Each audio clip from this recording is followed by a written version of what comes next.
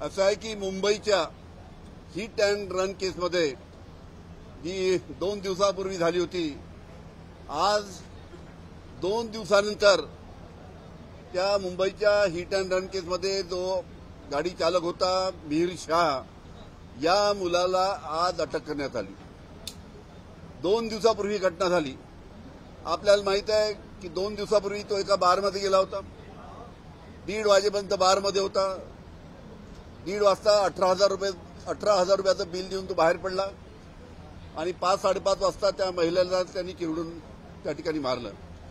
आता 2 दिवसानंतर हा मिहिर शाह जो बारमध्ये जाऊन त्यांनी दारू पिली होती, तो आज त्याला अटक केली।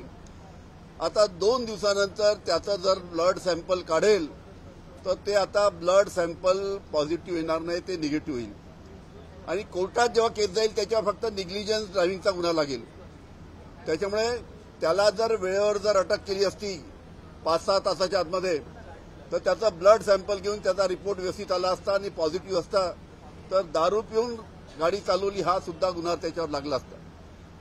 त्याच्यामुळे त्याला आता कोर्टामध्ये केस झाल्यानंतर दारू पिल्याचा प्रश्न तिथे येणार नाही आणि त्याला फायदा होईल आणि म्हणून त्याला अशा पद्धतीचं मुद्दामून दारू पिला असताना सुद्धा 5-6 तास म्हणजे 2 दिवस त्याला अटक झाली नाही पाहिजे, या दृष्टीनं काही पक्षाच्या नेत्यांनी त्याला सहकार्य केलं आहे का, असा माझा प्रश्न त्यांनी विचारला आहे आणि हा प्रश्न आज मी विधानसभेमध्ये मांडला।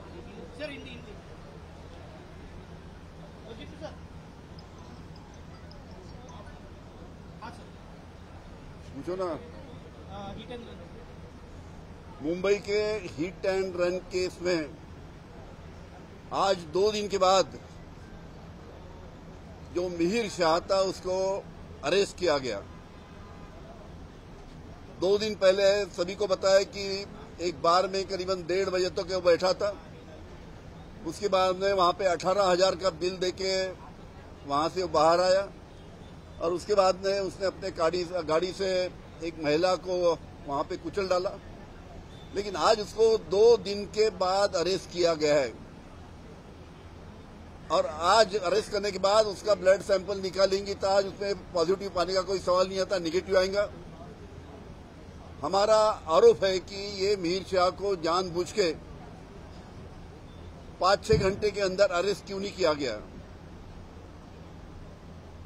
इतने दिन 2 दिन वो फरार था ताकि कोर्ट में जब ये मामला जाएगा तब मिहिर शाह के दारू पीने का सवाल नहीं आता, क्योंकि उसका ब्लड सैंपल का रिपोर्ट निगेटिव आएगा।